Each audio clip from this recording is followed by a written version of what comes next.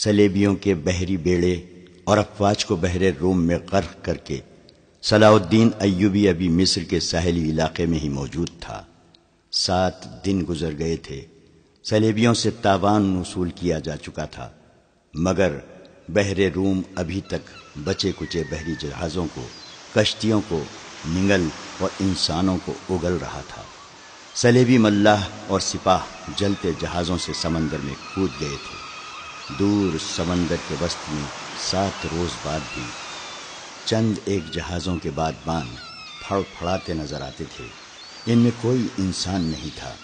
پھٹے ہوئے بادبانوں نے جہازوں کو سمندر کے رحم و کرم پر چھوڑ دیا تھا۔ صلاح الدین ایوبی نے ان کی تلاشی کے لیے کشتیاں روانہ کر دی تھیں اور ہدایات دی تھیں کہ اگر کوئی جہاز یا کشتی کام کی ہو تو وہ رسوں سے گھسیٹ لائیں، اور جو اس قابل نہ ہو ان میں سے سامان اور کام کی دیگر چیزیں نکال لائیں۔ کشتیاں چلی گئی تھیں اور جہازوں سے سامان لایا جا رہا تھا۔ ان میں زیادہ تر اسلحہ اور کھانے پینے کا سامان تھا یا لاشیں۔ سمندر میں لاشوں کا یہ عالم تھا کہ نہریں انہیں اٹھا اٹھا کر ساحل پر پٹک رہی تھیں۔ ان میں کچھ تو جلی ہوئی تھی اور کچھ مچھلیوں کی کھائی ہوئی، بہت سی ایسی تھی جن میں تیر پیوست تھے۔ صلاح الدین ایوبی نے صلیبیوں کے تیروں، نیزوں، تلواروں اور دیگر اسلحہ کا معائنہ بڑی غور سے کیا تھا اور انہیں اپنی اسلحہ کے ساتھ رکھ کر مضبوطی اور مار کا مقابلہ کیا تھا۔ زندہ لوگ بھی تختوں اور ٹوٹی ہوئی کشتیوں پر تیرتے ابھی تک سمندر سے باہر آ رہے تھے۔ ان بھوکے، پیاسے، تھکے اور ہارے ہوئے لوگوں کو لہریں جہاں کہیں ساحل پر لا پھینکتی تھیں، وہ وہیں نڈھال ہو کر گر پڑتے اور مسلمان انہیں پکڑ کر لاتے تھے۔ ساحل کی میلوں لمبائی میں یہی عالم تھا۔ صلاح الدین ایوبی نے اپنی سپاہ کو مصر کے سارے ساحل پر پھیلا دیا تھا اور انتظام کیا تھا کہ جہاں بھی کوئی قیدی سمندر سے نکلے اسے وہیں خشک کپڑے اور خوراک دی جائے، اور جو زخمی ہوں ان کی مرہم پٹی بھی وہیں ہو جائے۔ اس اہتمام کے بعد قیدیوں کو ایک جگہ جمع کیا جا رہا تھا۔ صلاح الدین ایوبی گھوڑے پر سوار ساحلی علاقے میں گھوم پھر رہا تھا۔ وہ اپنے خیمے سے کوئی 2 میل دور نکل گیا۔ آگے چٹانی علاقہ آ گیا۔ چٹانوں کی ایک سمت سمندر اور عقب میں صحرا تھا۔ یہ سرسبز صحرا تھا جہاں کھجور کے علاوہ دوسری اقسام کے صحرائی درخت اور جھاڑیاں تھیں۔ صلاح الدین ایوبی گھوڑے سے اترا اور پیدل چٹانوں کے دامن میں چل پڑا۔ محافظ دستے کے 4 سوار اس کے ساتھ تھے۔ اس نے اپنا گھوڑا محافظوں کے حوالے کیا اور انہیں وہیں ٹھہرنے کو کہا۔ اس کے ساتھ 3 سالار تھے، ان میں اس کا رفیق خاص بہاؤالدین شداد بھی تھا۔ وہ اس مورکے سے ایک ہی روز پہلے عرب سے اس کے پاس آیا تھا۔ انہوں نے بھی گھوڑے محافظوں کے حوالے کیے اور سلطان کے ساتھ ساتھ چلنے لگے۔ موسم سرد تھا، سمندر میں تلاطم نہیں تھا، لہریں آتی تھیں اور چٹانوں سے دور ہی سے واپس چلی جاتی تھیں۔ ایوبی ٹہلتے ٹہلتے دور نکل گیا اور محافظ دستے کی نظروں سے اوجھل ہو گیا۔ اس کے آگے اور پیچھے بائیں طرف اونچی اونچی چٹانیں اور دائیں طرف ساحل کی ریت تھی۔ وہ ایک چٹان پر کھڑا ہو گیا جس کی بلندی 2 یا 2.5 گز تھی۔ اس نے بحر روم کی طرف دیکھا۔ یوں معلوم ہوتا تھا جیسے سمندر کی نیلاہٹ سلطان ایوبی کی آنکھوں میں اتر آئی ہو۔ اس کے چہرے پر فتح و نصرت کی مسرت تھی۔ اس کی گردن کچھ زیادہ ہی تن گئی تھی۔ اس نے ناک سکیڑ کر کہا، کس قدر تعفن ہے۔ اس کی اور سالاروں کی نظریں ساحل پر گھومنے لگیں۔ پھڑ پھڑانے کی آوازیں سنائی دی اور پھر ہلکی ہلکی چیخیں اور سیٹیاں سی سنائی دیں۔ اوپر سے 3-4 گدھ پر پھیلائے اترتے دکھائی دیے اور چٹان کی اوٹ میں جدھر ساحل تھا اتر گئے۔ ایوبی نے کہا، لاشیں ہیں۔ ادھر گیا تو 15-20 گز دور گدھ 3 لاشوں کو کھا رہے تھے۔ ایک گدھ ایک انسانی کھوپڑی پنجوں میں دبوچ کر اڑا اور جب فضا میں چکر کاٹا تو کھوپڑی اس کے پنجوں سے چھوٹ گئی اور صلاح الدین ایوبی کے سامنے آ گری۔ کھوپڑی کی آنکھیں کھلی ہوئی تھیں، جیسے صلاح الدین ایوبی کو دیکھ رہی ہوں۔ چہرے اور بالوں سے صاف پتہ چلتا تھا کہ یہ کسی سلیبی کی کھوپڑی ہے۔ ایوبی کچھ دیر کھوپڑی کو دیکھتا رہا، پھر اس نے اپنے سالاروں کی طرف دیکھا اور کہا، ان لوگوں کی کھوپڑیاں مسلمانوں کی کھوپڑیوں سے بہتر ہیں۔ یہ ان کھوپڑیوں کا کمال ہے کہ ہماری خلافت عورت اور شراب کی نظر ہوتی جا رہی ہے۔ سلیبی چوہوں کی طرح سلطنت اسلامیہ کو ہڑپ کرتے چلے جا رہے ہیں۔ ایک سالار نے کہا، اور ہمارے بادشاہ انہیں جزیہ دے رہے ہیں۔ شداد نے کہا، فلسطین پر سلیبی قابض ہیں۔ سلطان، کیا ہم امید رکھ سکتے ہیں کہ ہم فلسطین سے انہیں نکال سکیں گے؟ خدا کی ذات سے مایوس نہ ہو شداد، صلاح الدین نے کہا، ہم اپنے بھائیوں کی ذات سے مایوس ہو چکے ہیں۔ ایک اور سالار بولا، تم ٹھیک کہتے ہو۔ سلطان ایوبی نے کہا، حملہ جو باہر سے ہوتا ہے اسے ہم روک سکتے ہیں۔ کیا تم میں سے کوئی سوچ بھی سکتا تھا کہ کفار کے اتنے بڑے بحری بیڑے کو تم اتنی تھوڑی طاقت سے نظر آتش کر کے ڈبو سکو گے؟ تم نے شاید اندازہ نہیں کیا کہ اس بیڑے میں جو لشکر آ رہا تھا وہ سارے مصر پر مکھیوں کی طرح چھا جاتا۔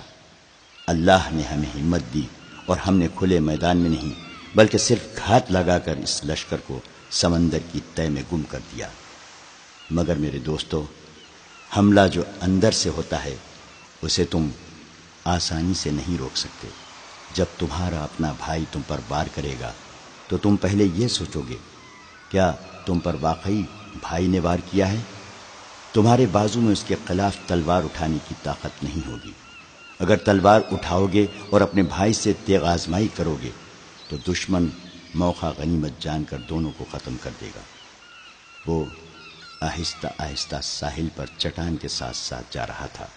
چلتے چلتے رک گیا، جھک کر ریت سے کچھ اٹھایا اور ہتھیلی پہ رکھ کر سب کو دکھایا۔ یہ ہتھیلی جتنی بڑی سلیب تھی وہ سیاہ لکڑی کی بنی ہوئی تھی۔ اس کے ساتھ ایک مضبوط دھاگا تھا۔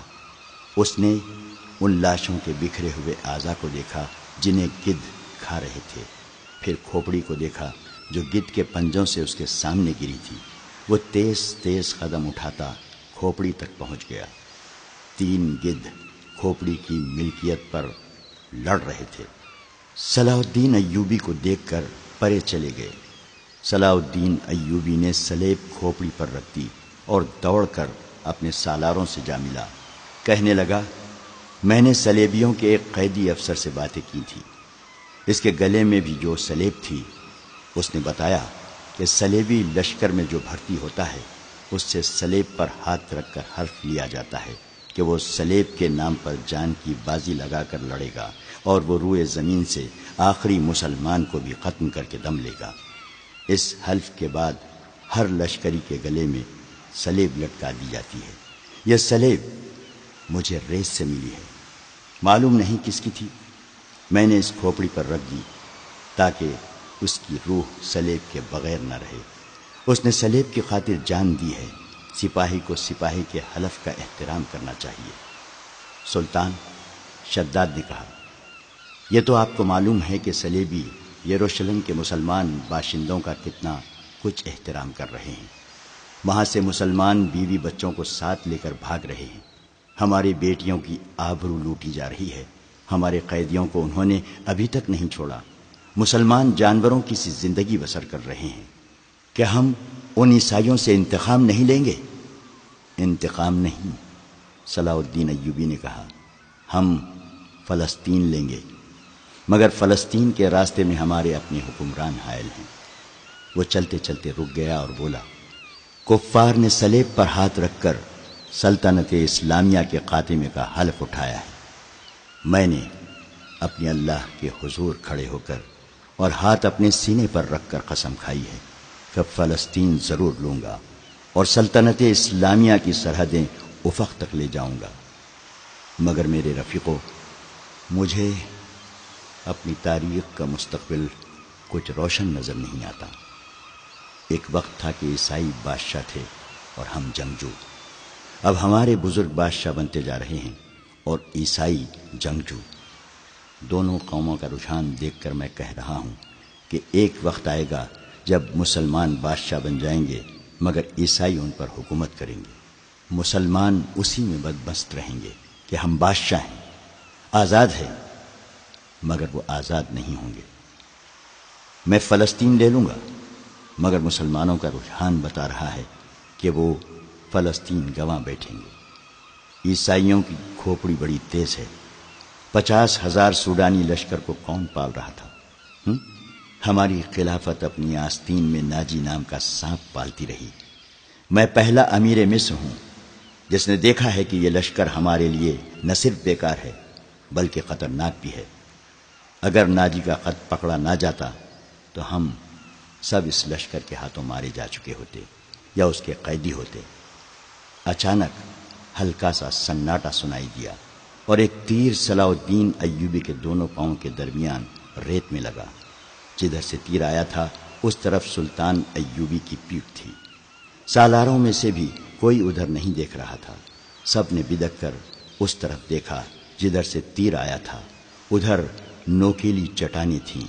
تینوں سالار اور صلاح الدین ایوبی دوڑ کر ایک ایسی چٹان کے اوٹ میں ہو گئے جو دیوار کی طرح عمودی تھی۔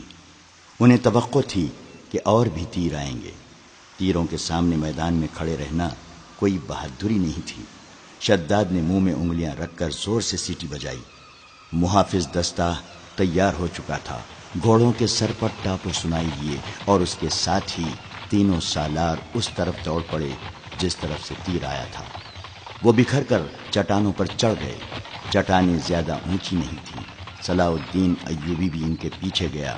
ایک سالار نے اسے دیکھ لیا اور کہا، سلطان آپ سامنے نہ آئیں، مگر سلطان ایوبی رکا نہیں۔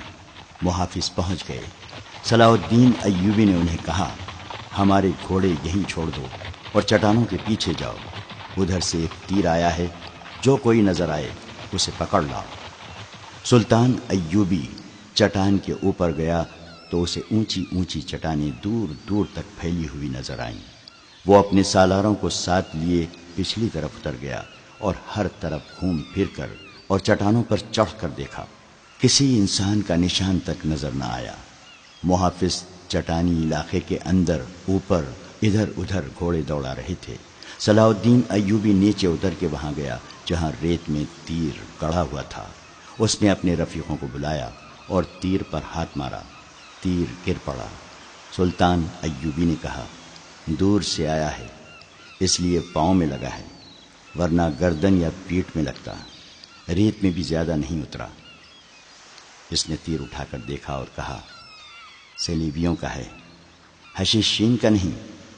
سلطان کی جان خطرے میں ہے، ایک سالار نے کہا، اور ہمیشہ خطرے میں رہے گی۔ سلطان صلاح الدین ایوبی نے ہنس کر کہا، میں بحر روم میں کفار کی وہ کشتیاں دیکھنے نکلا تھا جو ملاحوں کے بغیر ڈول رہی ہیں، مگر میرے عزیز دوستو، کبھی نہ سمجھنا کہ سلیبیوں کی کشتی ڈول رہی ہے۔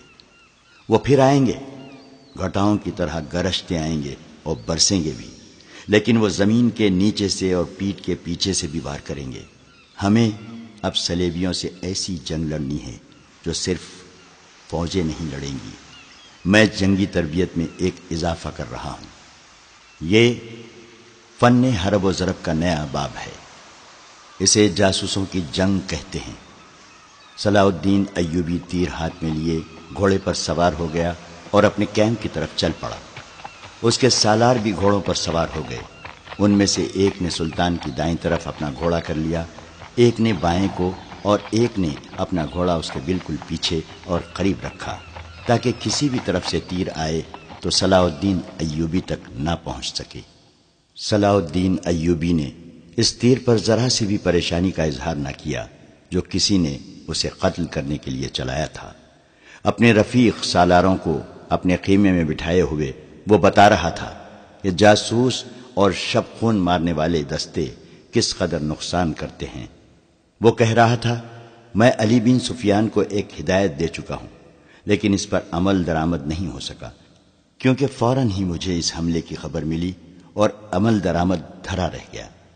تم سب فوری طور پر یوں کرو، کہ اپنے سپاہیوں اور ان کے عہدیداروں میں سے ایسے افراد منتخب کرو جو دماغی اور جسمانی لحاظ سے مضبوط اور صحت مند ہوں، باریک بین، دور اندیش، قوت فیصلہ رکھنے والے جانباز قسم کے آدمی چنو۔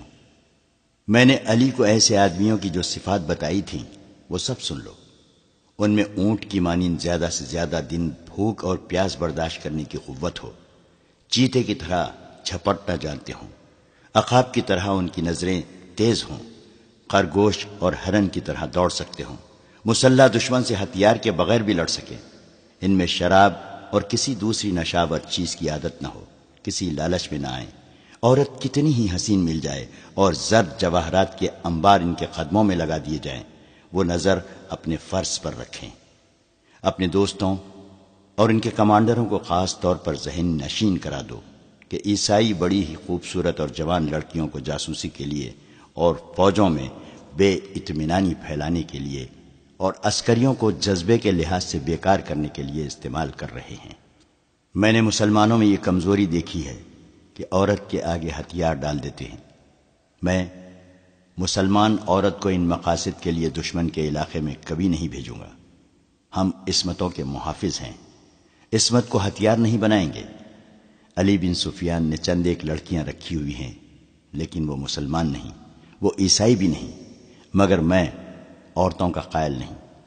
محافظ دستے کا کمانڈر خیمے میں آیا اور اطلاع دی کہ محافظ کچھ لڑکیوں اور آدمیوں کو ساتھ لائے ہیں۔ سلطان ایوبی باہر نکلا، اس کے تینوں سالار بھی ساتھ تھے۔ باہر 5 آدمی کھڑے تھے جن کے لمبے چوغے، دستاریں اور ڈیل ڈول بتا رہی تھی کہ تاجر ہیں اور سفر میں ہیں۔ ان کے ساتھ 7 لڑکیاں تھیں، 7 جوان تھیں اور ایک سے بڑھ کر ایک خوبصورت۔ ان محافظوں میں سے ایک نے جو سلطان پر تیر چلانے والے کی تلاش میں گئے تھے بتایا کہ انہوں نے تمام علاقہ چھان مارا، انہیں کوئی آدمی نظر نہیں آیا۔ دور پیچھے گئے تو یہ لوگ 3 اونٹوں کے ساتھ ڈیرا ڈالے ہوئے تھے۔ کیا ان کی تلاشی لی ہے؟ ایک سالار نے پوچھا۔ لی ہے، محافظ نے جواب دیا۔ یہ کہتے ہیں کہ تاجر ہیں، ان کا سارا سامان کھلوا کر دیکھا ہے، جامع تلاشی بھی لی ہے۔ ان کے پاس ان خنجروں کے سوا اور ہتھیار نہیں۔ ان کے 5 خنجر سلطان ایوبی کے قدموں میں رکھ دیے۔ ہم مراکش کے تاجر ہیں، ایک تاجر نے کہا، سکندریہ تک جائیں گے۔ 2 روز گزرے، ہمارا قیام یہاں سے 10 کوس پیچھے تھا۔ پرسوں شام یہ لڑکیاں ہمارے پاس آئیں، ان کے کپڑے بھیگے ہوئے تھے۔ انہوں نے بتایا کہ یہ سسلی کی رہنے والی ہیں۔ انہیں عیسائی فوج کا ایک کمانڈر گھروں سے پکڑ کر ساتھ لے آیا اور ایک بحری جہاز میں جا سوار کیا۔ ان کے ماں باپ غریب ہیں، یہ کہتی ہیں کہ بے شمار جہاز اور کشتیاں چل پڑیں۔ لڑکیوں والے جہاز میں چند اور کمانڈر قسم کے آدمی تھے اور ان کی فوج بھی تھی۔ وہ سب ان لڑکیوں کے ساتھ شراب پی کر عیش و عشرت کرتے رہے۔ اس ساحل کے قریب آئے تو جہازوں پر آگ کے گولے گرنے لگے، تمام لوگ جہازوں سے سمندر میں کودنے لگے۔ ان لڑکیوں کو انہوں نے ایک کشتی میں بٹھا کر جہاز سے سمندر میں اتار دیا۔ یہ بتاتی ہیں کہ انہیں کشتی چلانی نہیں آتی۔ کشتی سمندر میں ڈولتی اور بھٹکتی رہی، پھر ایک روز خود ہی ساحل سے آ لگی۔ ہمارا قیام ساحل کے ساتھ تھا، یہ ہمارے پاس آ گئی، بہت ہی بری حالت میں تھی۔ ہم نے انہیں پناہ میں لے لیا۔ انہیں ہم دھتکار تو نہیں سکتے تھے، ہمیں کچھ سمجھ میں نہیں آ رہا تھا کہ ان کا کیا کریں۔ پچھلے پڑاؤ سے یہاں تک انہیں ساتھ لائے ہیں۔ یہ سوار آ گئے اور ہمارے سامان کی تلاشی لینے لگے۔ ہم نے ان سے تلاشی کی وجہ پوچھی تو انہوں نے بتایا کہ سلطان صلاح الدین امیر مصر کا حکم ہے۔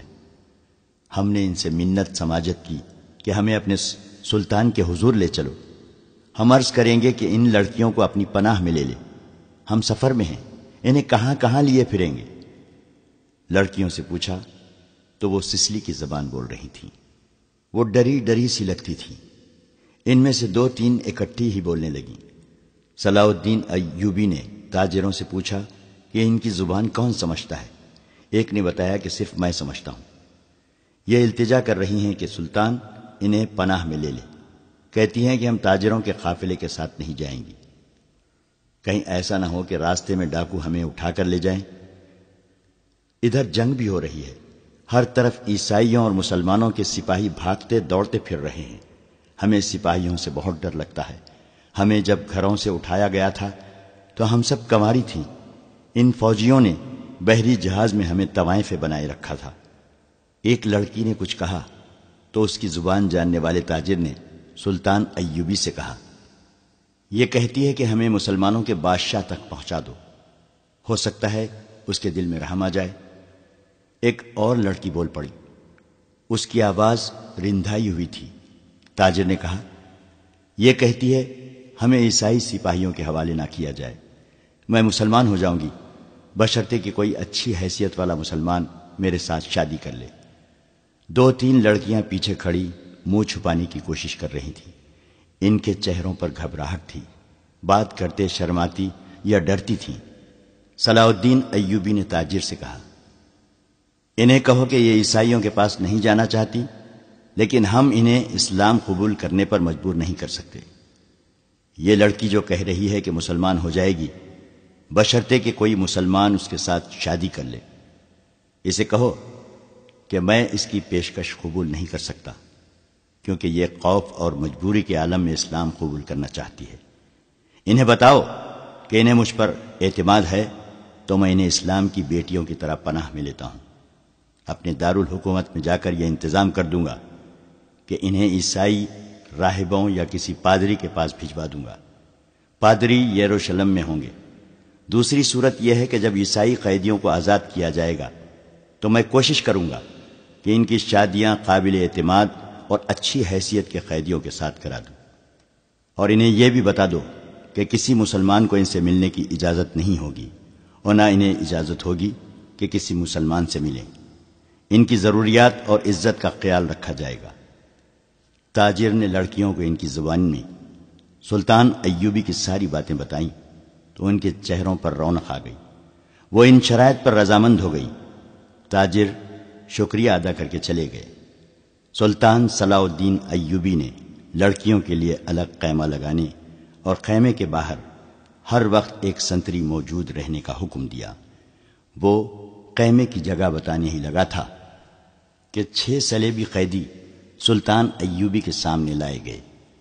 وہ بہت ہی بری حالت میں تھے۔ ان کے کپڑے بھیگے ہوئے تھے، کپڑوں پر خون بھی تھا، ریت بھی۔ ان کے چہرے لاشوں کی مانند تھے۔ ان کے متعلق بتایا گیا کہ 1.5-2 میل دور ساحل پر بے سود پڑے تھے۔ وہ ٹوٹی ہوئی کشتی پر تیر رہے تھے۔ ایک دن کشتی پانی بھر جانے سے ڈوب گئی۔ یہ سب تیر کر ساحل تک پہنچے۔ کشتی میں 22 آدمی سوار تھے، صرف یہ 6 زندہ بچے ہیں۔ ان سے چلا نہیں جاتا تھا۔ یہ صلیبی لشکر کے سپاہی تھے۔ یہ سب دھڑام سے بیٹھ گئے۔ ان میں سے ایک چہرے مہرے سے لگتا تھا کہ معمولی سپاہی نہیں ہے۔ وہ کراہ رہا تھا۔ اس کے کپڑوں پر خون کا ایک دھبا بھی نہ تھا، مگر زخمیوں سے زیادہ تکلیف میں معلوم ہوتا تھا۔ اس نے 7 لڑکیوں کو غور سے دیکھا، پھر کراہنے لگا۔ یہ سلطان صلاح الدین ایوبی کا حکم تھا کہ ہر ایک قیدی اسے دکھایا جائے۔ چونکہ قیدی ابھی تک سمندر سے بچ بچ کر نکل رہے تھے، اس لیے ہر ایک قیدی سلطان ایوبی کے سامنے لایا جاتا تھا۔ اس نے ان قیدیوں کو بھی دیکھا، کسی سے کوئی بات نہ کی، البتہ اس قیدی کو جو سب سے زیادہ کراہ رہا تھا اور جس کے جسم پر کوئی زخم نہ تھا، سلطان نے غور سے دیکھا اور آہستہ سے اپنے سالاروں سے کہا، علی بن سفیان ابھی تک نہیں آیا؟ ان تمام قیدیوں سے جو اب تک ہمارے پاس آ چکے ہیں بہت کچھ پوچھنا ہے، ان سے معلومات لینی ہے۔ اس نے اس قیدی کی طرف دیکھ کر کہا، یہ آدمی کمانڈر معلوم ہوتا ہے، اسے نظر میں رکھنا، اور جب علی بن سفیان آئے تو اسے کہنا کہ اس سے تفصیلی پوچھ تاچھ کرے۔ معلوم ہوتا ہے کہ اندر کی چوٹیں آئی ہیں، شاید پسلیاں ٹوٹی ہوئی ہیں۔ انہیں فوراً زخمی قیدیوں کے خیموں میں پہنچا دو، انہیں کھلاؤ پلاؤ اور ان کی مرہم پٹی کرو۔ قیدیوں کو اس طرف لے جایا گیا جس طرف زخمی قیدیوں کے خیمے تھے۔ لڑکیاں انہیں جاتا دیکھتی رہیں، پھر ان لڑکیوں کو بھی لے گئے۔ فوج کے خیموں سے تھوڑی دور لڑکیوں کے لیے خیمہ نصب کیا جا رہا تھا۔ وہاں سے کوئی 100 قدم دور زخمی قیدیوں کے خیمے تھے، وہاں بھی ایک خیمہ گاڑا جا رہا تھا اور 6 نئے زخمی قیدی زمین پر لیٹے ہوئے تھے۔ لڑکیاں ان کی طرف دیکھ رہی تھیں۔ دونوں خیمے کھڑے ہو گئے۔ لڑکیاں اپنے خیمے میں چلی گئیں اور زخمیوں کو ان کے اپنے خیمے میں لے گئے۔ ایک سنتری لڑکیوں کے خیمے کے باہر کھڑا ہو گیا۔ لڑکیوں کے لیے کھانا آ گیا جو انہوں نے کھا لیا۔ پھر ایک لڑکی خیمے سے باہر نکل کر اس خیمے کی طرف دیکھنے لگی جس میں نئے 6 زخمی قیدیوں کو لے گئے تھے۔ اس کے چہرے پر اب گھبراہٹ اور خوف کا کوئی تاثر نہیں تھا۔ سنتری نے اسے دیکھا اور اس نے سنتری کو دیکھا۔ لڑکی نے مسکرا کر اشارہ کیا کہ وہ زخمیوں کے خیمے کی طرف جانا چاہتی ہے۔ سنتری نے سر ہلا کر اسے روک دیا۔ لڑکیوں کو خیمے سے دور جانے یا کسی سے ملنے کی اجازت نہیں تھی۔ لڑکیوں اور 6 زخمیوں کے خیموں کے درمیان بہت سے درخت تھے۔ بائیں طرف مٹی کا ایک ٹیلہ تھا جس پر جھاڑیاں تھیں۔ سورج غروب ہو گیا، پھر رات تاریک ہونے لگی۔ کیمپ کے غول غپاٹے پر نیند غالب آنے لگی اور پھر زخمیوں کے کراہنے کی آوازیں رات کے سکوت میں کچھ زیادہ ہی صاف سنائی دینے لگیں۔ دور پرے بحیرے روم کا شور دبی دبی مسلسل گونج کی طرح سنائی دے رہا تھا۔ صلاح الدین ایوبی کے اس جنگی کیمپ میں جاگنے والوں میں چند ایک سنتری تھے یا وہ زخمی قیدی جنہیں زخم سونے نہیں دیتے تھے، یا صلاح الدین ایوبی کے خیمے کے اندر دن کا سما تھا۔ وہاں کسی کو نیند نہیں آئی تھی۔ سلطان ایوبی کے 3 سالار اس کے پاس بیٹھے تھے اور ہر محافظ دستہ بیدار تھا۔ سلطان ایوبی نے ایک بار پھر کہا، علی بن سفیان ابھی تک نہیں آیا؟ اس کے لہجے میں تشویش تھی۔ اس نے کہا، اس کا قاصد بھی نہیں آیا۔ اگر کوئی گڑبڑ ہوتی تو اطلاع آ چکی ہوتی۔ ایک سالار نے کہا، معلوم ہوتا ہے وہاں سب ٹھیک ہے۔ امید تو یہی رکھنی چاہیے، صلاح الدین ایوبی نے کہا، لیکن 50,000 کے لشکر نے بغاوت کر دی تو سنبھالنا مشکل ہو جائے گا۔ وہاں ہماری نفری 1,500 سوار اور 2,700 پیادے ہیں۔ ان کے مقابلے میں سوڈانی بہتر اور تجربہ کار عسکری ہیں اور تعداد میں بہت زیادہ۔ ناجی اور اس کے سازشی ٹولے کے خاتمے کے بعد بغاوت ممکن نظر نہیں آتی۔ ایک اور سالار نے کہا، قیادت کے بغیر سپاہی بغاوت نہیں کریں گے، پیش بندی ضروری ہے۔ صلاح الدین ایوبی نے کہا، لیکن علی آ جائے تو پتہ چلے گا کہ پیش بندی کس قسم کی جائے۔ صلیبیوں کے روکنے کے لیے تو سلطان ایوبی خود آیا تھا، لیکن دارالحکومت میں سوڈانی فوج کی بغاوت کا خطرہ تھا۔ علی بن سفیان کو سلطان ایوبی نے وہیں چھوڑ دیا تھا تاکہ وہ سوڈانی لشکر پر نظر رکھے اور بغاوت کو اپنے خصوصی فن سے دبانے کی کوشش کرے۔ اسے اب تک صلاح الدین ایوبی کے پاس آ کر وہاں کے احوال و کوائف بتانے تھے، مگر وہ نہیں آیا تھا، جس سے سلطان ایوبی بے چین ہوا جا رہا تھا۔ وہ جب اپنے سالاروں کے ساتھ قاہرہ کی صورتحال کے متعلق باتیں کر رہا تھا، اس کا تمام کیمپ گہری نیند سو چکا تھا، مگر وہ 7 لڑکیاں جاگ رہی تھیں جنہیں سلطان ایوبی نے پناہ میں لے لیا تھا۔ ایک بار سنتری نے خیمے کا پردہ اٹھا کر دیکھا، اندر دیا جل رہا تھا۔ پردہ ہٹتے ہی لڑکیاں قراٹے لینے لگی۔ سنتری نے دیکھا کہ وہ پوری 7 ہیں اور سو رہی ہیں، تو اس نے پردہ گرا دیا اور خیمے کے ساتھ لگ کر بیٹھ گیا۔ خیمے کے پردے کے ساتھ جو لڑکی تھی، اس نے نیچے سے پردہ ذرا سا اوپر اٹھایا۔ پردہ آہستہ سے چھوڑ کر اس نے 7 والی کے کان میں کہا، بیٹھ گیا ہے۔ 7 والی نے اگلی لڑکی کے کان میں کہا، بیٹھ گیا ہے، اور اس طرح کانوں کانوں یہ اطلاع 7 لڑکیوں تک پہنچ گئی کہ سنتری بیٹھ گیا ہے۔ ایک لڑکی جو خیمے کے دوسرے دروازے کے ساتھ تھی آہستہ سے اٹھ بیٹھی اور بستر سے نکل گئی۔ بستر زمین پر بچھے تھے۔ اس نے اوپر لینے والے کمبل اس طرح بستر پر ڈال دیے جیسے ان کے نیچے لڑکی لیٹی ہوئی ہے۔ وہ پاؤں پر سرکتی خیمے کے دروازے تک گئی، پردہ ہٹایا اور باہر نکل گئی۔ باقی 6 لڑکیوں نے آہستہ آہستہ قراٹے لینے شروع کر دیے۔ संतरी को मालूम था कि ये समंदर से बचकर निकली हुई पनाह गजीन लड़कियां हैं, कोई खतरनाक कैदी तो नहीं। वो बैठकर ऊँघता रहा। लड़की दबे पांव ऐसे रुख पर टेले की तरफ चलती गई जिस रुख से उसके और संतरी के दरमियान खैमा हायल रहा। टीले के पास पहुंचकर उसने उस खैमे का रुख कर लिया जिसमें 6 नए कैदी रखे गए थे।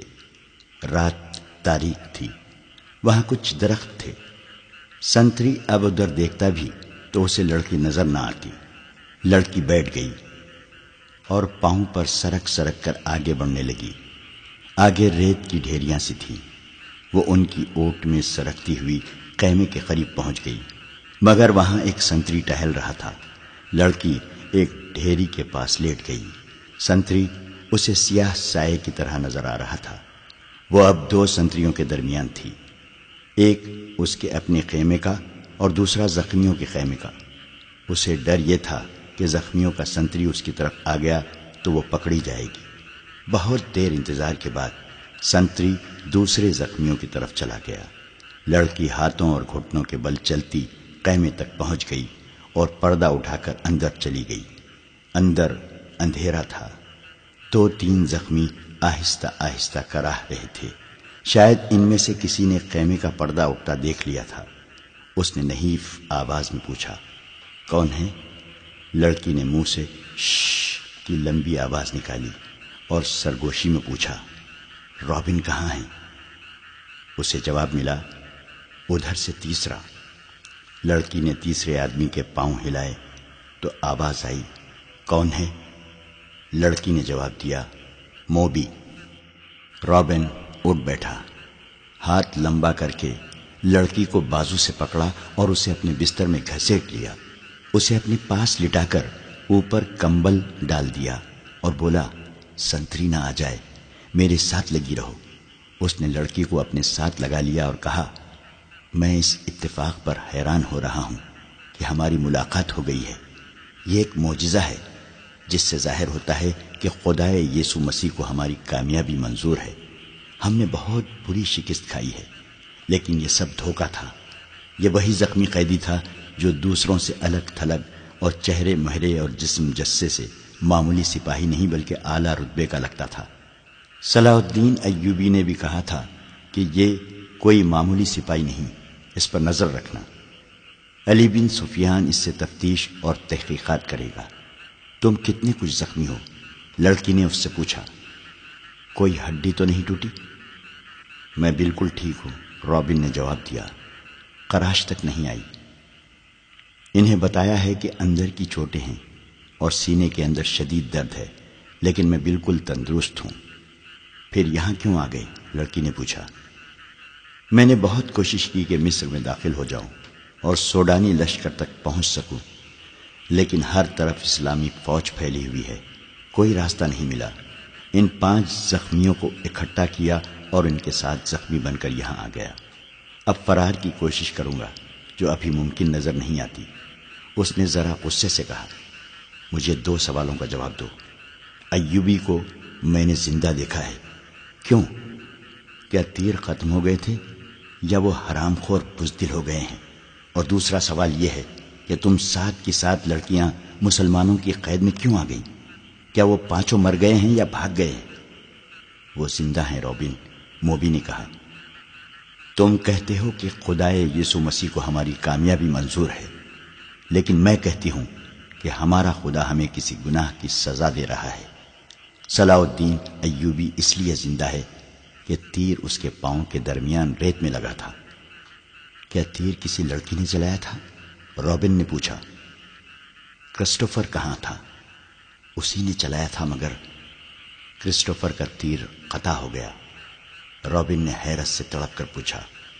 वो क्रिस्टोफर जिसकी तीर अंदाजी ने शाह अगस्टिन को हैरान कर दिया और उसकी जाती तलवार इनाम में ली थी, यहां आकर उसका निशाना इतना चूक गया कि 6 फीट लंबा और 3 फीट चौड़ा सलाहुद्दीन उसके तीर से बच गया। बदबख्त के हाथ डर से कांप गए होंगे। फासला ज्यादा था, मोबी ने कहा, और क्रिस्टोफर कहता था कि तीर कमान से निकलने ही लगा था कि खुली हुई आंख में मच्छर पड़ गया। इसी हालत में उसका तीर निकल गया। پھر کیا ہوا؟ جو ہونا چاہیے تھا، موبی نے کہا۔ صلاح الدین ساحل پر گیا تھا تو اس کے ساتھ 3 کمانڈر تھے اور 4 محافظوں کا دستہ تھا۔ وہ ہر طرف پھیل گئے۔ یہ تو ہماری خوش قسمتی تھی کہ علاقہ چٹانی تھا۔ کرسٹوفر بچ کے نکل آیا اور پھر ہمیں اتنا وقت مل گیا کہ تیر اور کمان ریت میں دبا کر اوپر اونٹ بٹھا دیا۔ سپاہی آ گئے تو کرسٹوفر نے اسے بتایا کہ وہ 5 مراکش کے تاجر ہیں اور یہ لڑکیاں سمندر سے نکل کر ہماری پناہ میں آئی ہیں۔ مسلمان سپاہیوں نے ہمارے سامان کی تلاشی لی۔ انہیں تجارتی سامان کے سوا کچھ بھی نہ ملا۔ وہ ہم سب کو سلطان ایوبی کے سامنے لے گئے۔ ہم نے یہ ظاہر کیا کہ ہم سسلی کی زبان کے سوا اور کوئی زبان نہیں جانتی۔ کرسٹوفر نے ایوبی سے کہا کہ وہ ہماری زبان جانتا ہے۔ ہم 7 لڑکیوں نے چہروں پر گھبراہٹ اور خوف پیدا کر لیا۔ موبی نے رابن کو وہ ساری باتیں سنائیں جو سلطان ایوبی کے ساتھ ہوئی تھیں۔ یہ 7 لڑکیاں اور 5 آدمی جو مراکشی تاجروں کے بھیس میں تھے، حملے سے 2 روز پہلے ساحل پر اتار دیے گئے تھے۔ 5 آدمی صلیبیوں کے تجربے کار جاسوس اور کمانڈو تھے اور لڑکیاں بھی جاسوس تھیں۔ جاسوسی کے علاوہ ان کے ذمے یہ کام بھی تھا کہ مسلمان سالاروں کو اپنے جال میں پھانسیں۔ وہ خوبصورت تو تھی ہی، انہیں جاسوسی اور ذہنوں کے تقریب کاری کی خاص ٹریننگ دی گئی تھی۔ اس ٹریننگ میں اداکاری خاص طور پر شامل تھی۔ 5 مردوں کا یہ مشن تھا کہ صلاح الدین ایوبی کو ختم کرنا اور ناجی کے ساتھ رابطہ رکھنا۔ یہ لڑکیاں مصر کی زبان روانی سے بول سکتی تھیں، لیکن انہوں نے ظاہر نہیں ہونے دیا۔ رابن اس شعبے کا سربراہ تھا، اسے ناجی تک پہنچنا تھا، مگر صلاح الدین ایوبی اور علی بن سفیان کی چال نے یہاں کے حالات کا رخ ہی الٹا کر دیا۔ کیا تم صلاح الدین کو جال میں نہیں پھانس سکتی؟ رابن نے پوچھا۔ ابھی تو یہاں پہلی رات ہے، موبی نے کہا۔ اس نے ہمارے متعلق جو فیصلہ دیا ہے، اگر وہ سچے دل سے دیا ہے تو اس کا مطلب یہ ہے کہ وہ مرد نہیں پتھر ہے۔ اگر اسے ہمارے ساتھ کوئی دلچسپی ہوتی تو کسی ایک لڑکی کو اپنے خیمے میں بلا لیتا۔ اسے قتل کرنا بھی آسان نہیں۔ وہ ایک ہی بار ساحل پر آیا تھا مگر تیر قطع گیا۔ وہ سالاروں اور محافظوں کے نرغے میں رہتا ہے۔ ادھر ایک سنتری ہمارے سر پر کھڑا ہے اور محافظوں کے پورے دستے نے صلاح الدین کے خیمے کو گھیر رکھا ہے۔ وہ 5 کہاں ہیں؟ رابن نے پوچھا۔ تھوڑی دور ہیں، موبی نے جواب دیا۔ وہ ابھی یہیں رہیں گے۔ سنو موبی، رابن نے کہا، اس شکست نے مجھے پاگل کر دیا ہے۔ میرے ضمیر پر اتنا بوجھ آ پڑا ہے جیسے اس شکست کی ذمہ داری مجھ پر عائد ہوتی ہے۔ سلیب پر ہاتھ رکھ کر حلف تو سب سے لیا گیا ہے، لیکن ایک سپاہی کے حلف میں اور میرے حلف میں زمین و آسمان جتنا فرق ہے۔ میرے رتبے کو سامنے رکھو، میرے فرائض کو دیکھو۔ آدھی جنگ مجھے زمین کے نیچے سے اور پیٹھ کے پیچھے سے وار کر کے جیتنی تھی، مگر میں اور تم 7 اور وہ 5 اپنا فرض ادا نہیں کر سکے۔ مجھ سے یہ سلیب جواب مانگ رہی ہے۔ اس نے گلے میں ڈالی ہوئی سلیب ہاتھ میں لے کر کہا، میں اسے اپنے سینے سے جدا نہیں کر سکتا۔ اس نے موبی کے سینے پر ہاتھ پھیر کر اس کی سلیب ہاتھ میں لے لی اور کہا، تم اپنے ماں باپ کو دھوکہ دے سکتی ہو، اس سلیب سے آنکھیں نہیں چرا سکتی۔ اس نے جو فرض تمہیں سونپا ہے وہ پورا کرو۔ خدا نے تمہیں جو حسن دیا ہے وہ چٹانوں کو پھاڑ کر تمہیں راستہ دے دے گا۔ میں تمہیں پھر کہتا ہوں کہ ہماری اچانک اور غیر متوقع ملاقات اس بات کا ثبوت ہے کہ ہم کامیاب ہوں گے۔ ہمارے لشکر بحر روم کے اس پار اکٹھے ہو رہے ہیں۔ جو مر گئے سو مر گئے، جو زندہ ہیں وہ جانتے ہیں کہ یہ شکست نہیں، دھوکہ تھا۔ تم اپنے خیمے میں واپس جاؤ اور ان لڑکیوں سے کہو کہ خیمے میں نہ پڑی رہیں، بار بار صلاح الدین ایوبی سے ملیں، اس کے سالاروں سے ملیں، بے تکلفی پیدا کریں، مسلمان ہو جانے کا جھانسا دے۔ آگے وہ جانتی ہیں کہ انہیں کیا کرنا ہے۔ سب سے پہلے تو یہ معلوم کرنا ہے کہ یہ ہوا کیا۔ موبی نے کہا، کیا سوڈانیوں نے ہمیں دھوکہ دے دیا ہے؟ میں یقین کے ساتھ کچھ نہیں کہہ سکتا، رابن نے کہا۔ میں نے حملے سے بہت پہلے مصر میں پھیلائے ہوئے اپنے جاسوسوں سے جو معلومات حاصل کی تھیں وہ یہ ہیں کہ صلاح الدین ایوبی کو سوڈانیوں کے 50,000 محافظ لشکر پر بھروسہ نہیں، حالانکہ یہ مسلمانوں کے وائسرائے مصر کی اپنی فوج ہے۔ ایوبی نے آ کر مصری فوج تیار کر لی ہے، سوڈانی اس میں شامل نہیں ہونا چاہتے۔ ان کے کمانڈر ناجی نے ہم سے مدد طلب کی تھی، میں نے اس کا خط دیکھا تھا اور میں نے تصدیق کی تھی کہ یہ خط ناجی کا ہی ہے اور اس میں کوئی دھوکہ نہیں، مگر ہمارے ساتھ ہماری تاریخ کا سب سے بڑا دھوکہ ہوا ہے۔ مجھے یہ معلوم کرنا ہے کہ یہ کیسے ہوا، کس نے کیا۔ یہ چھان بین کیے بغیر واپس نہیں جا سکتا۔ شاہ اگسٹس نے بڑے فخر سے کہا تھا کہ میں مسلمانوں کے گھروں کے اندر کے بھید معلوم کر کے ان کی بنیادیں ہلا دوں گا۔ اب تصور کرو موبی، شہنشاہ کے دل پر کیا گزر رہی ہوگی۔ وہ مجھے سزائے موت سے کیا کم سزا دے گا۔ صلیب کا قہر مجھ پر الگ نازل ہوگا۔ میں سب جانتی ہوں، موبی نے کہا، جذباتی باتیں نہ کرو، عمل کی بات کرو۔ مجھے بتاؤ میں کیا کروں۔ رابن کے اعصاب پر اپنا فرض اور شکست کا احساس اس حد تک غالب تھا کہ اسے یہ بھی احساس نہیں تھا کہ موبی جیسی دلکش لڑکی، جس کے ایک ایک نقش اور جسم کے انگ انگ میں شراب کا طلسم بھرا ہوا تھا، اس کے سینے سے لگی ہوئی ہے، اور اس کے ریشم جیسے ملائم اور لمبے بال اس کے آدھے چہرے کو ڈھانپے ہوئے ہیں۔ رابن نے ان بالوں کے لمس کو ذرا سا محسوس کیا اور کہا، موبی، تمہاری یہ بال ایسی مضبوط زنجیریں ہیں جو صلاح الدین ایوبی کے گرد لپٹ گئیں تو تمہارا غلام ہو جائے گا۔ لیکن تمہیں سب سے پہلا جو کام کرنا ہے وہ یہ ہے کہ کرسٹوفر اور اس کے ساتھیوں سے کہو کہ وہ تاجروں کے بھیس میں ناجی کے پاس پہنچیں اور معلوم کریں کہ اس کے لشکر نے بغاوت کیوں نہیں کی، اور یہ راز فاش کس طرح ہوا کہ اس سے فائدہ اٹھا کر صلاح الدین ایوبی نے گنتی کے چند ایک دستے گھات میں بٹھا کر ہماری 3 افواج کا بیڑا غرق کر دیا۔ اور انہیں یہ بھی کہو کہ معلوم کریں کہ ناجی صلاح الدین ایوبی سے ہی تو نہیں مل گیا، اور اس نے ہمارا یہی حشر کرانے کے لیے ہی تو خط نہیں لکھا تھا۔ اگر ایسا ہی ہوا ہے تو ہمیں اپنی جنگی منصوبوں میں رد و بدل کرنا ہوگا۔ مجھے یقین ہو گیا ہے کہ اسلامیوں کی تعداد کتنی ہی تھوڑی کیوں نہ ہو، انہیں ہم آسانی سے شکست نہیں دے سکتے۔ ضروری ہو گیا ہے کہ ان کے حکمرانوں کا اور عسکری قیادت کا جذبہ ختم کیا جائے۔ ہم نے تم جیسی لڑکیاں عربوں کے حرموں میں داخل کر دی ہیں۔ تم نے بات پھر لمبی کر دی ہے، موبی نے اسے ٹوکتے ہوئے کہا۔ ہم اپنے گھر میں ایک بستر پر نہیں لیٹے ہوئے ہیں کہ بڑے مزے سے ایک دوسرے کو کہانیاں سناتے رہیں۔ ہم دشمن کے کیمپ میں قید اور پابند ہیں، باہر سنتری پھر رہے ہیں، رات گزرتی جا رہی ہے، ہمارے پاس لمبی باتوں کا وقت نہیں ہے، ہمارا مشن تباہ ہو چکا ہے۔ اب بتاؤ کہ ان حالات میں ہمارا مشن کیا ہونا چاہیے؟ ہم 7 لڑکیاں اور 6 مرد ہیں، ہم کیا کریں؟ ایک یہ کہ ناجی کے پاس جائیں اور اس کے دھوکے کی چھان بین کریں، پھر کسے اطلاع دیں؟ تم کہاں ملو گے؟ میں یہاں سے فرار ہو جاؤں گا، رابن نے کہا، لیکن فرار سے پہلے اس کیمپ، اس کی نفری اور ایوبی کے آئندہ عزائم کے متعلق تفصیل معلوم کروں گا۔ اس شخص کے متعلق ہمیں بہت چوکنا رہنا ہوگا۔ اس وقت اسلامی قوم میں یہ واحد شخص ہے جو صلیب کے لیے خطرہ ہے، ورنہ اسلامی خلافت ہمارے جال میں آتی چلی جا رہی ہے۔ شاہ ایملر کہتا تھا کہ مسلمان اتنے کمزور ہو گئے ہیں کہ اب ان کو ہمیشہ کے لیے اپنے پاؤں میں بٹھانے کے لیے صرف ایک ہلے کی ضرورت ہے، مگر اس کا یہ عزم محض خوش فہمی ثابت ہوا۔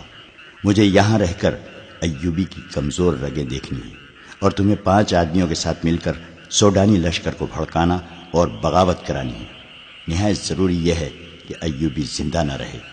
اگر وہ زندہ رہے تو ہمارے اس قید خانے میں زندہ رہے، جہاں وہ عمر کی آخری گھڑی تک سورج نہ دیکھ سکے اور رات کو آسمان کا اسے ایک بھی تارا نظر نہ آئے۔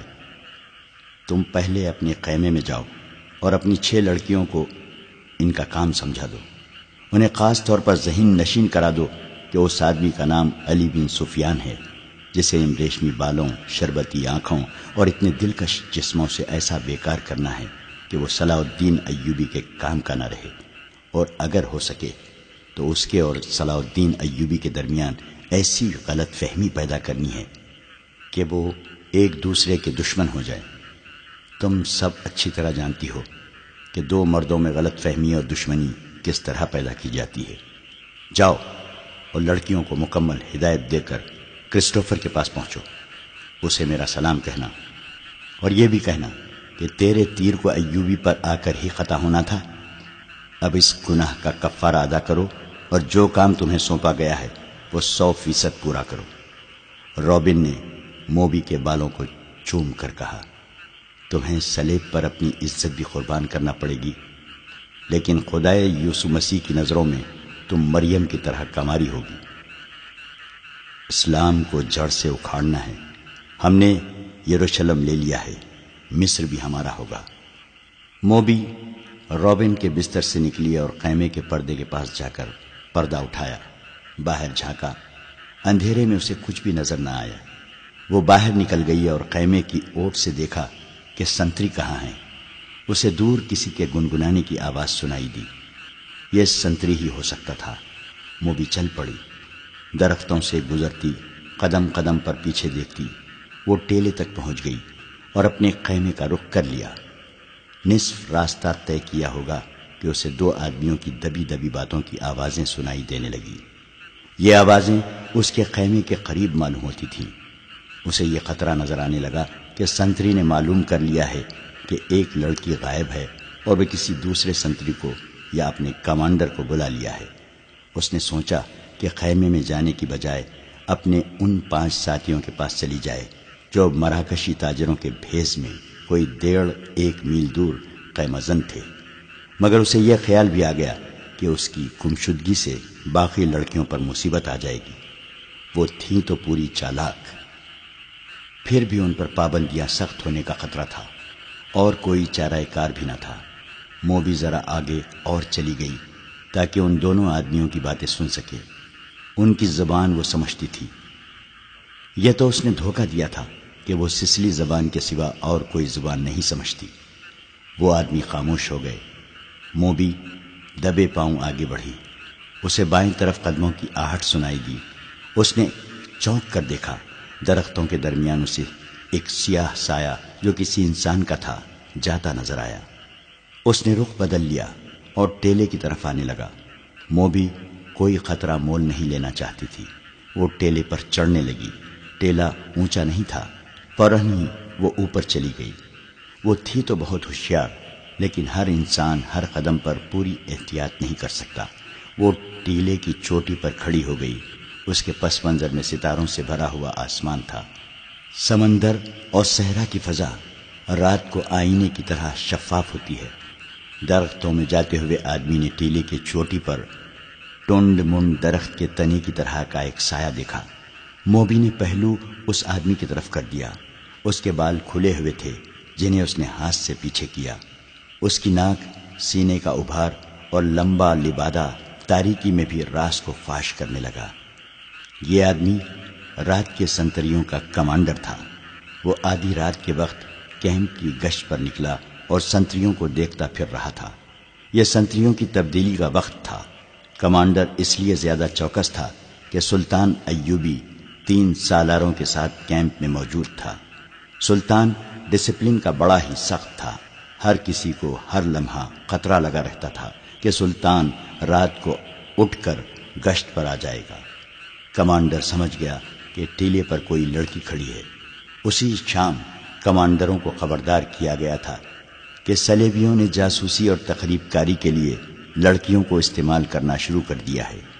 یہ لڑکیاں صحرائی خانہ بدوش کے بحروپ میں بھی ہو سکتی ہیں اور ایسی غریب لڑکیوں کے بھیس میں بھی جو فوجی کیمپوں میں کھانے کے لیے بھیک مانگنے آتی ہیں، اور یہ لڑکیاں اپنے آپ کو مغویہ اور مظلوم ظاہر کر کے پناہ بھی مانگ سکتی ہیں۔ کمانڈروں کو بتایا گیا تھا کہ آج 7 لڑکیاں سلطان کی پناہ میں آئی ہیں، جنہیں بظاہر رحم کر کے مگر انہیں مشتبہ سمجھ کر پناہ میں لے لیا گیا ہے۔ اس کمانڈر نے یہ احکام سن کر اپنے ایک ساتھی سے کہا تھا، اللہ کرے ایسی کوئی لڑکی مجھ سے پناہ مانگے، اور وہ دونوں ہنس پڑے تھے۔ اب آدھی رات کے وقت جب سارا کیمپ سو رہا تھا، اسے ٹیلے پر ایک لڑکی کا حلیہ نظر آ رہا تھا۔ پہلے تو وہ ڈرا کہ یہ چڑیل یا جن ہو سکتا ہے۔ اس نے نئے سنتری کو لڑکیوں کے خیمے پر کھڑا کر کے اسے بتایا تھا کہ اندر 7 لڑکیاں ہیں۔ اس نے پردہ اٹھا کر دیکھا تو دیے کی پیلی روشنی میں اسے 7 بستر نظر آئے تھے۔ ہر لڑکی نے منہ بھی کمبلوں میں ڈھانپ رکھا تھا۔ سردی زیادہ تھی۔ اس نے اندر جا کر یہ نہیں دیکھا تھا کہ 7واں بستر خالی ہے اور اس پر کمبل اس طرح رکھے گئے ہیں جیسے ان کے نیچے لڑکی سوئی ہوئی ہو۔ اسے معلوم نہیں تھا کہ 7ویں لڑکی ٹیلے پر ان کے سامنے کھڑی ہے۔ وہ کچھ دیر سوچتا رہا کہ اسے آواز دے یا اس تک خود جائے، یا اگر وہ جن چڑیل ہے تو اس کے غائب ہونے کا انتظار کرے۔ تھوڑی سی دیر کے انتظار کے بعد بھی لڑکی غائب نہ ہوئی، بلکہ وہ 2-3 قدم آگے چلی اور پیچھے کو چل پڑی اور پھر رک گئی۔ کمانڈر، جس کا نام فخر المنصوری تھا، آہستہ آہستہ ٹیلے تک گیا اور کہا، کون ہو تم؟ نیچے آؤ۔ لڑکی نے ہرن کی طرح چوکڑی بھری اور ٹیلے کی دوسری طرف اتر گئی۔ فخر کو یقین ہو گیا کہ کوئی انسان ہے، جن چڑیل نہیں۔ وہ تنومند مرد تھا۔ ٹیلا اونچا نہیں تھا۔ وہ لمبے لمبے ڈگ بھرتا ٹیلے پر چڑھ گیا۔ ادھر بھی اندھیرا تھا۔ رات کی خاموشی میں اسے لڑکی کے قدموں کی آہٹ سنائی دی۔ وہ ٹیلے سے دوڑتا اترا اور لڑکی کے پیچھے گیا۔ لڑکی اور تیز دوڑ پڑی۔ فاصلہ بہت تھا، لیکن فخر مرد تھا، فوجی تھا، چیتے کی رفتار سے دوڑ رہا تھا۔ ٹیلے کے پیچھے اونچی نیچی زمین، خشک جھاڑیاں اور کہیں کہیں کوئی درخت تھا۔ بہت سا دوڑ کر فخر المنصوری نے محسوس کیا کہ اس کے آگے تو کوئی بھی نہیں۔ اس نے رک کر ادھر ادھر دیکھا۔ اسے اپنے پیچھے اور بہت سا بائیں کو لڑکی کے قدموں کی آہٹ سنائی دی۔ وہ تربیت یافتہ لڑکی تھی۔ جہاں اسے حسن اور شباب کے استعمال کی تربیت دی گئی تھی، وہاں اسے فوجی ٹریننگ بھی دی گئی اور خنجر زنی کے داؤ پیچ بھی سکھائے گئے تھے۔ وہ ایک درخت کے اوٹ میں چھپ گئی تھی۔ فخر آگے گیا تو وہ دوسری طرف دوڑ پڑی۔ یہ تعاقب آنکھ مچولی کی مانند تھا۔ فخر کو اندھیرا پریشان کر رہا تھا۔ موبی کے قدم خاموش ہو جاتے تو وہ رک جاتا، قدموں کی آواز سنائی دیتی تو وہ دوڑ پڑتا۔ غصے سے وہ باولا ہوا جا رہا تھا۔ اس نے یہ جان لیا کہ یہ کوئی جوان لڑکی ہے۔ اگر بڑی عمر کی ہوتی تو اتنی تیز اور اتنا زیادہ نہ بھاگ سکتی۔ تعاقب میں فخر 2 میل فاصلہ طے کر گیا۔ موبی نے جھاڑیوں اور اونچی نیچی زمین سے بہت فائدہ اٹھایا۔ اس کے مرد ساتھیوں کا ڈیرا قریب آ گیا تھا۔ وہ دوڑتی ہوئی وہاں تک جا پہنچی۔ اس نے اپنے آدمیوں کو آوازیں دی۔ وہ گھبرا کر جاگے اور خیمے سے باہر آئے۔ ایک نے مشعل جلا لی۔ یہ ڈنڈے کے سرے پر لپٹے ہوئے کپڑے تھے۔ ان کی آگ کی روشنی بہت زیادہ تھی۔ فخر نے تلوار سوت لی اور ہانپتا کانپتا ان کے سامنے جا کھڑا ہوا۔ اس نے دیکھا کہ یہ 5 آدمی لباس سے سفری تاجر نظر آتے ہیں اور مسلمان لگتے ہیں۔ لڑکی ان میں سے ایک کی ٹانگوں کو دونوں بازوؤں میں مضبوطی سے پکڑے بیٹھی ہوئی تھی۔ مشعل کے ناشتے شعلے میں اس کے چہرے پر گھبراہٹ اور خوف نظر آ رہا تھا۔ اس کا سینہ ابھر اور بیٹھ رہا تھا۔ اس کی سانسیں بری طرح اکھڑی ہوئی تھی۔ یہ لڑکی میرے حوالے کر دو، فخر المنصوری نے حکم کے لہجے میں کہا۔ یہ ایک نہیں، ایک آدمی نے التجا کے لہجے میں جواب دیا۔ ہم نے تو 7 لڑکیاں آپ کے سلطان کے حوالے کی ہیں، آپ اسے لے جا سکتے ہیں؟ نہیں، موبی نے اس کی ٹانگوں کو اور مضبوطی سے پکڑتے ہوئے روتے ہوئے اور خوفزدہ لہجے میں کہا، میں اس کے ساتھ نہیں جاؤں گی۔ یہ لوگ عیسائیوں سے زیادہ وحشی ہیں۔ ان کا سلطان انسان نہیں، سانڈ ہے، درندہ ہے۔ اس نے میری ہڈیاں بھی توڑ دی ہیں۔ میں اس سے بھاگ کر آئی ہوں۔ کون سلطان؟ فخر نے حیران سا ہو کر پوچھا۔ وہی جسے تم سلطان صلاح الدین ایوبی کہتے ہو، موبی نے جواب دیا۔ وہ اب مصر کی عربی بول رہی تھی۔ یہ لڑکی جھوٹ بول رہی ہے، فخر نے کہا اور پوچھا، یہ ہے کون؟ تمہاری کیا لگتی ہے؟ اندر آ جاؤ دوست، باہر سردی ہے، ایک آدمی نے فخر سے کہا۔ تلوار نیام میں ڈال لو، ہم تاجر ہیں، ہم سے آپ کو کیا خطرہ ہے؟ آؤ، اس لڑکی کی بپتا سن لو۔ اس نے آہ بھر کر کہا، میں آپ کے سلطان کو مرد مومن سمجھتا تھا، مگر ایک خوبصورت لڑکی کو دیکھ کر وہ ایمان سے ہاتھ دھو بیٹھا۔ وہ باقی 6 لڑکیوں کا بھی یہی حشر کر رہا ہوگا۔ ان کا یہ حشر دوسرے سالاروں نے کیا ہے۔ موبی نے کہا، شام کو ان بیچاروں کو اپنے خیمے میں لے گئے تھے اور انہیں بے سود کر کے خیمے میں ڈال دیا۔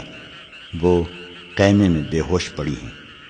فخر المنصوری تلوار نیام میں ڈال کر ان کے ساتھ خیمے میں چلا گیا۔ اندر جا کر بیٹھے تو ایک آدمی نے آگ جلا کر قہوے کے لیے پانی رکھا اور اس میں جانے کیا کچھ ڈالتا رہا۔ دوسرے آدمی نے فخر سے پوچھا کہ اس کا رتبہ کیا ہے؟ اس نے بتایا کہ وہ کمانڈر اور عہدیدار ہے۔ انہوں نے اس کے ساتھ بہت سی باتیں کی جن سے انہوں نے اندازہ کر لیا کہ یہ شخص عام قسم کا سپاہی نہیں ہے اور ذمہ دار فرد ہے، ذہین اور دلیر بھی ہے۔ ان لوگوں میں سے ایک نے، جو کرسٹوفر تھا، فخر کو 7 لڑکیوں کی بالکل وہی کہانی سنائی جو انہوں نے صلاح الدین ایوبی کو سنائی تھی۔ انہوں نے فخر کو یہ بھی بتایا کہ سلطان ایوبی نے ان کے متعلق کیا کہا تھا۔ ان لڑکیوں نے سلطان کو یہ پیشکش بھی کی تھی کہ وہ اپنے گھروں کو تو واپس نہیں جا سکتی اور عیسائیوں کے پاس بھی نہیں جانا چاہتی، اس لیے وہ مسلمان ہونے کو تیار ہیں، بشرطے کہ کوئی اچھے رتبوں والے عسکری ان کے ساتھ شادی کر لیں۔ ہم نے سنا تھا کہ سلطان صلاح الدین ایوبی کردار کے لحاظ سے پتھر ہے۔ ہم ہر روز سفر پر رہنے والے تاجر ہیں، انہیں کہاں ساتھ لیے پھرتے۔ انہیں سلطان کے حوالے کر دیا، مگر سلطان نے اس لڑکی کے ساتھ جو سلوک کیا وہ اس کی زبانی سن لو۔ فخر المنصوری نے لڑکی کی طرف دیکھا تو لڑکی نے کہا، ہم بہت خوش تھیں کہ خدا نے ہمیں ایک فرشتے کی پناہ دی ہے۔ سورج غروب ہونے کے بعد سلطان کا ایک محافظ آیا اور مجھے کہا کہ سلطان بلا رہا ہے۔ میں باقی 6 لڑکیوں کی نسبت ذرا زیادہ خوبصورت ہوں۔ مجھے توقع نہیں تھی کہ تمہارا ایوبی مجھے بری نیت سے بلا رہا ہے۔ میں چلی گئی۔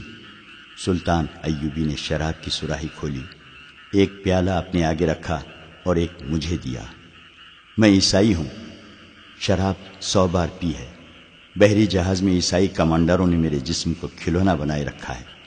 صلاح الدین ایوبی بھی میرے جسم کے ساتھ کھیلنا چاہتا تھا۔ شراب اور مرد میرے لیے کوئی نئی چیزیں نہیں تھیں، لیکن ایوبی کو میں فرشتہ سمجھتی تھی۔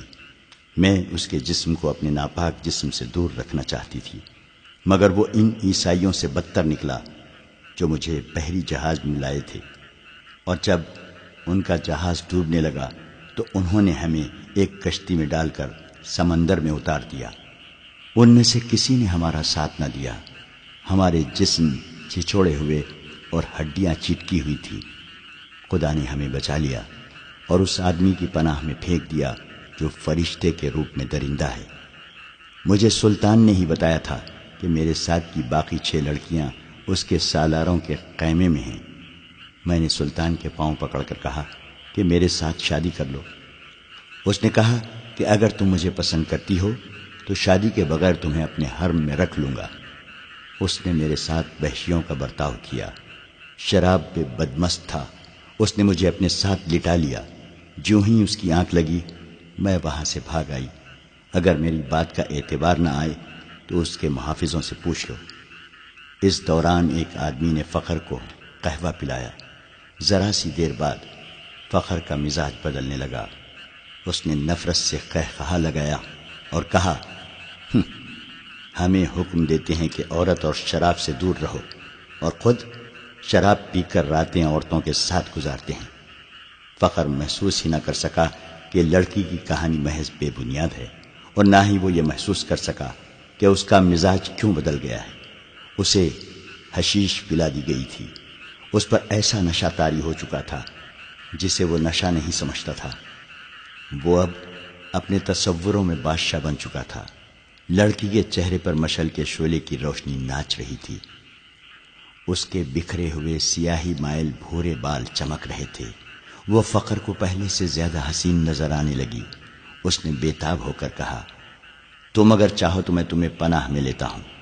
نہیں، لڑکی ڈر کر پیچھے ہٹ گئی اور بولی، تم بھی میرے ساتھ اپنے سلطان جیسا سلوک کرو گے۔ تم مجھے اپنے خیمے میں لے جاؤ گے اور میں ایک بار پھر تمہارے سلطان کے قبضے میں آ جاؤں گی۔ ہم تو اب دوسری 6 لڑکیوں کو بھی بچانے کی سوچ رہے ہیں۔ ایک تاجر نے کہا، ہم ان کی عزت بچانا چاہتے تھے مگر ہم سے بھول ہوئی۔ فخر المنصوری کی نگاہیں لڑکی پر جمی ہوئی تھیں۔ اس نے اتنی خوبصورت لڑکی کبھی نہیں دیکھی تھی۔ خیمے میں خاموشی طاری ہو گئی جسے کرسٹوفر نے توڑا۔ اس نے کہا، تم عرب سے آئے ہو یا مصری ہو؟ مصری، فخر نے کہا، میں 2 جنگیں لڑ چکا ہوں، اسی لیے مجھے یہ عہدہ دیا گیا ہے۔ سوڈانی فوج کہاں ہے جس کا سالار ناجی ہے؟ کرسٹوفر نے پوچھا۔ اس فوج کا ایک سپاہی بھی ہمارے ساتھ نہیں آیا، فخر نے جواب دیا۔ جانتے ہو ایسا کیوں ہوا؟ کرسٹوفر نے کہا، سوڈانیوں نے صلاح الدین ایوبی کی امارت اور کمان کو تسلیم نہیں کیا۔ وہ فوج اپنے آپ کو آزاد سمجھتی ہے۔ ناجی نے سلطان ایوبی کو بتایا تھا کہ وہ مصر سے چلے جائیں کیونکہ وہ غیر ملکی ہیں۔ اسی لیے ایوبی نے مصریوں کی فوج بنائی اور لڑانے کے لیے یہاں لے آیا۔ اس نے تم لوگوں کو شرافت اور نیکی کا جھانسا دیا اور خود عیش کر رہا ہے۔ کیا تمہیں مال غنیمت ملا ہے؟ اگر تمہیں ملا بھی تو سونے چاندی کے 2 ٹکڑے مل جائیں گے۔ صلیبیوں کے جہازوں سے بے بہا خزانہ سلطان ایوبی کے ہاتھ آیا ہے۔ وہ سب رات کے اندھیرے میں سینکڑوں اونٹوں پر لاد کر قاہرہ روانہ کر دیا گیا ہے، جہاں سے دمشق اور بغداد چلا جائے گا۔ سوڈانی لشکر کو سلطان نہتہ کر کے غلاموں میں بدل دینا چاہتا ہے۔ پھر عرب سے فوج آ جائے گی اور تم مصری بھی غلام ہو جاؤ گے۔ اس عیسائی کی ہر ایک بات فخر المنصوری کے دل میں اترتی جا رہی تھی۔ اثر باتوں کا نہیں بلکہ موبی کے حسن اور حشیش کا تھا۔ عیسائیوں نے یہ حربہ حسن بن صباح کے حشیشین سے سیکھا تھا۔ موبی کو بالکل توقع نہیں تھی کہ یہ صورتحال پیدا ہو جائے گی کہ ایک مصری اس کے تعاقب میں اس کے دام میں آ جائے گا۔ انہیں معلوم ہو گیا کہ فخر مصر کی زبان کے سوا اور کوئی زبان نہیں جانتا۔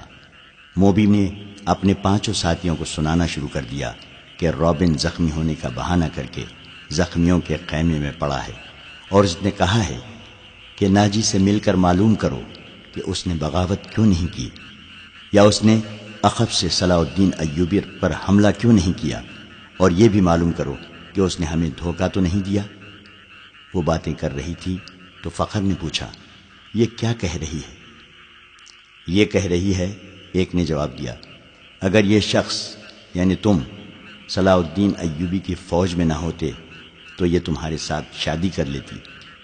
یہ مسلمان ہونے کو بھی تیار ہے، لیکن کہتی ہے کہ اسے اب مسلمانوں پر بھروسہ نہیں رہا۔ فخر نے بے تابی سے لپک کر لڑکی کو بازو میں پکڑا اور اپنی طرف گھسیٹ کر کہا، اگر میں بادشاہ ہوتا تو خدا کی قسم تمہاری خاطر تخت اور تاج قربان کر دیتا۔ اگر شرط یہی ہے کہ میں صلاح الدین ایوبی کو دی ہوئی تلوار پھینک دوں تو یہ لو۔ اس نے کمر بند سے تلوار کھولی اور نیام سمیت لڑکی کے قدموں میں رکھ دی۔ کہا، میں اب سے ایوبی کا سپاہی اور کمانڈر نہیں ہوں، مگر ایک شرط اور بھی ہے۔ لڑکی نے کہا، میں اپنا مذہب تمہاری خاطر ترک کر دیتی ہوں، لیکن صلاح الدین ایوبی سے انتقام ضرور لوں گی۔ کیا اسے میرے ہاتھ سے قتل کرانا چاہتی ہو؟ فخر نے پوچھا۔ لڑکی نے اپنے آدمیوں کی طرف دیکھا، سب نے ایک دوسرے کی طرف دیکھا۔ آخر کرسٹوفر نے کہا، ایک صلاح الدین ایوبی نہ رہا تو کیا فرق پڑے گا؟ ایک اور سلطان آ جائے گا، وہ بھی ایسا ہی ہوگا۔ مصریوں کو آخر غلام ہی ہونا پڑے گا۔ تم ایک کام کرو، سوڈانیوں کے سالار ناجی کے پاس پہنچو اور یہ لڑکی اس کے سامنے کر کے اسے بتاؤ کہ سلطان صلاح الدین ایوبی اصل میں کیا ہے اور اس کے ارادے کیا ہیں۔ ان لوگوں کو یہ تو علم تھا کہ ناجی کا صلیبیوں کے ساتھ رابطہ ہے اور موبی اس کے ساتھ بات کرے گی، لیکن انہیں یہ علم نہیں تھا کہ ناجی اور اس کے معتمد سالار خفیہ طریقے سے مروائے جا چکے ہیں۔ اس تک لڑکی کو ہی جانا تھا، اس کا اکیلے جانا ممکن نہیں تھا۔ اتفاق سے انہیں فخر المنصوری مل گیا، لہذا اسی کو استعمال کرنے کا فیصلہ ہو گیا۔ یہ آدمی چونکہ سلطان ایوبی کی نظر میں آ گئے تھے، اس لیے ابھی اس کی نظر میں رہنا چاہتے تھے۔ اس کے علاوہ انہوں نے موبی سے سن لیا تھا کہ ان کے شعبہ جاسوسی اور تقریب کاری کا سربراہ رابن اسی کیمپ میں ہے اور فرار ہوگا، اس لیے وہ اسے مدد دینے کے لیے بھی وہاں موجود رہنا چاہتے تھے۔ ان کے ارادے معلوم نہیں کیا تھے۔ صلاح الدین ایوبی پر چلایا ہوا ان کا تیر قطع ہو گیا تھا تو انہیں سلطان ایوبی کے سامنے لے جایا گیا تھا۔ ان کا بہروب اور ڈرامہ کامیاب رہا، لیکن ان کا مشن تباہ ہو گیا تھا، لہٰذا اب وہ بدلی ہوئی صورتحال اور اتفاقات سے فائدہ اٹھانے کی کوشش کر رہے تھے۔ فخر المنصوری حسن اور حشیش کے جال میں آ گیا تھا۔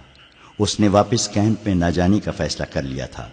اسے یہ مشورہ دیا گیا کہ وہ لڑکی کو لے کر روانہ ہو جائے۔ ان لوگوں نے اسے اپنا ایک اونٹ دے دیا، پانی کا ایک مشکیزہ دیا اور تھیلے میں کھانے کا بہت سارا سامان ڈال دیا۔